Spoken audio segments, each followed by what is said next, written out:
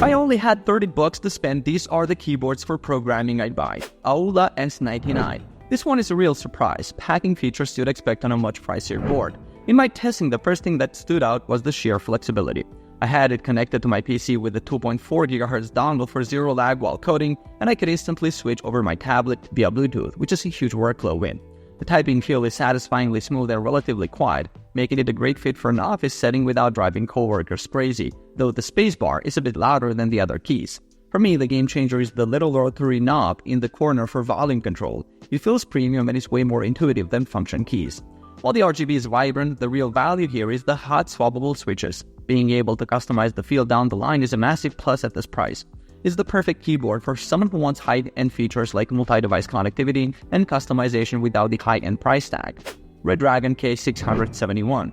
If you're all about that smooth, linear typing experience, the Redragon K671 is where it's at. The moment I started typing on this, I noticed how light and effortless the red switches are. My fingers just flew across the keys with surprising accuracy, and I made fewer mistakes than I do on many other keyboards. It's a wired-only board, which might be a deal breaker for some, but it means you never have to worry about battery or connection drops during an intense coding session.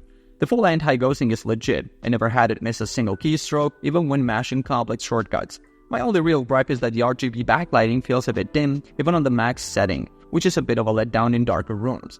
Still, it's a solid, reliable workhorse for any programmer who prioritizes a smooth and fast typing feel over wireless throws.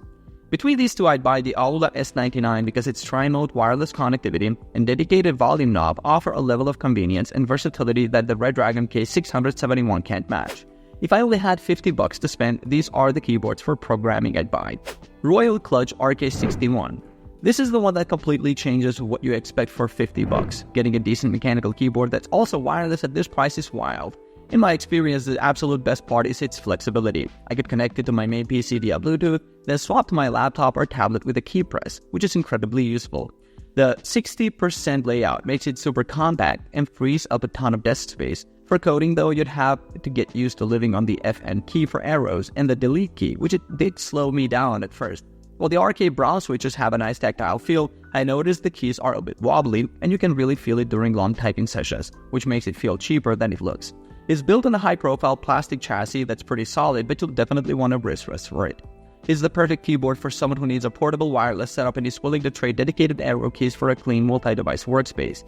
Keychron C1. The Keychron C1 is the keyboard I'd give to any programmer starting out. It just feels right and punches way above its price class in build quality. The moment I started typing on this, the difference was clear. The frame is impressively solid with almost no flex, and the keys feel much more stable than on the RK61. I found the Gate-Around brow switches provided a really satisfying and consistent tactile bump, making it comfortable for hours of coding without much fatigue.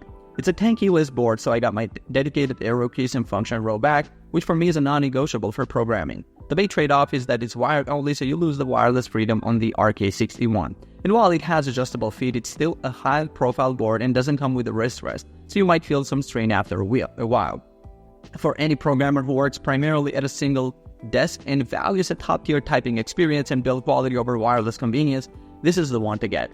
If I had 50 bucks, I would buy the Keychron C1 because its superior typing feel and dedicated arrow keys make it a more practical and comfortable tool for daily coding.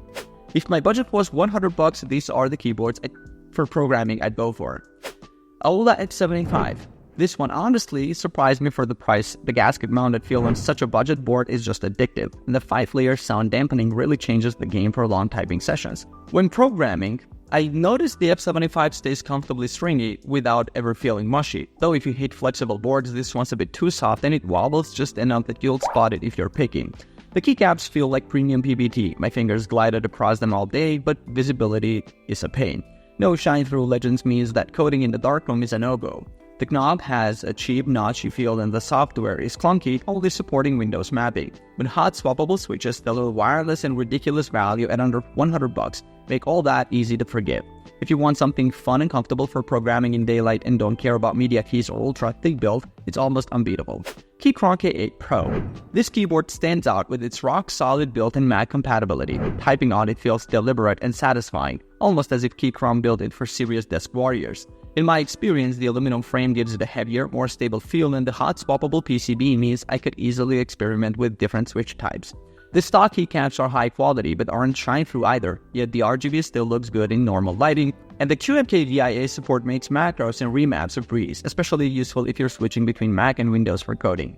The wireless latency isn't ideal for gaming, but for coding and more workloads, it's perfectly fine. The one real issue for me was the lack of included wrist rest. After a few hours, you'll probably want to add one yourself. For programmers looking for a long-term mod-friendly keyboard that holds up under heavy typing and fits both Mac and PC setups, it's an easy recommendation. If I had $100 for programming, I'd buy the Keychron K8 Pro. The build quality and Mac support make it much safer bet for daily coding marathons. Here's what I'd buy if I only had $150 to spend on a keyboard for programming. A Logitech MX Keys S. This was the ultimate low-profile wireless option if you want something that feels like a premium laptop keyboard but better. Seriously, the key travel and scissor switches are so comfortable I found myself typing for hours without finger fatigue. The tactile feedback made it almost mistake-proof compared to other flat keyboards in the price range. The backlighting is there, but honestly, it's pretty dim and not super useful in a bright room. I usually wish it got brighter or had color options. That would have impressed me. Surviving most multi-week coding sessions on a single charge, and the build just feels dense and solid. Zero deck flex, which is rare below $150. Switching between Mac and Windows was seamless, but it's heavy and not really meant for portability, so forget tossing it in your backpack. It's nearly silent, so if you're working late or in a shared space, it's perfect. But if you need a truly portable keyboard or work mostly from the couch, I'd skip it. But for a fixed desk setup focused on comfort and productivity, it nails it. Logitech MX Mechanical Wireless. This one completely redefines what you can get at this price with mechanical switches. It's the only keyboard I tested under $150 that actually feels satisfying to type on for both coding and general work. It surprised me how crisp and tactile the low-profile mechanical keys are. You get the clack and snappiness without the fatigue or noise avalanche of full-height boards. The device switching is flawless, one tab and you're bouncing between your laptop, desktop, or tablet. It's a hair louder than the Keys S, but not in an annoying way. Just enough sound that lets you know you have actuated, but not so much your coworkers will complain. The backlighting is nicely executed and the build feels just as premium as the Keys S, but lighter, which helps if you move between workspaces. My only gripe is no true wired mode, and the wrist rest situation isn't ideal, but if you want that mechanical feel in a slim wireless package, especially for long coding marathons, this one just delivers. If I had $150, I'd buy the MX Mechanical Wireless. It just feels more fun and responsive to use, and typing on it actually makes me want to write more code. Here's what I'd buy if I only had $200 to spend on a keyboard for programming. Keychron Q6 Max. This one completely redefines what you can get at this price for a programming keyboard. From the moment I placed my hands on it, the Q6 Max's hefty build and ultra-satisfying keys made it feel more like a tool than just a peripheral. I ran it through a marathon coding session and noticed it stayed cool and stable. No flex, no creaks, just a reassuring hem that kept it firmly in place. Typing is seriously premium. Those Gatoron Jupiter Red switches are smooth and the tactile feedback actually made me enjoy long nights at the terminal. But I did catch some acoustic inconsistencies where the spacebar and larger keys have a hollow pingy tone. Customization is endless, the browser-based launcher is surprisingly intuitive for remapping keys or layering macros, and I love that you can fine-tune every key's function without getting lost in menus. The only real downside is its sheer size and weight, which could be overkill if you like to move your board around often. Honestly, this is for programmers who want bulletproof quality and deep customization, and don't mind paying a bit more for something that just feels right every day. Neophyte Field 75HE. This board surprised me with just how much next-gen tech you get for around $200. The Hall effect switches delivered lightning-fast response. I literally felt the difference in rapid-fire key presses and gaming breaks, where even the tiniest input registered instantly. I wasn't expecting the polling rate to matter for coding, but the experience felt snappier, and switching key actuation on the fly is genuinely useful once you dial it to your taste. That said, it's not perfect for typing. It's wired only, so forget about using it with multiple devices, and it runs louder and stiffer than the Keychron, with a firmer typing feel that's not as forgiving if you're banging out thousands of words. The small gripes, limited switch options right now, and no shine-through legends, so visibility in low light isn't great. For developers who want cutting-edge tech and speed before all else, this is a standout. Just know that it's best suited for fast typists or anyone obsessed with ultra-low latency. If I had $200, I'd buy the Keychron Q6 Max. It just nails the comfort and customization you want for daily programming, and its build quality puts most rivals to shame. Alright guys, thanks for watching. I hope this video helped you pick the best keyboards for programming for you. If you have any questions, drop a comment below. Links to all of these products mentioned in this video will be in the description. Alright, peace out.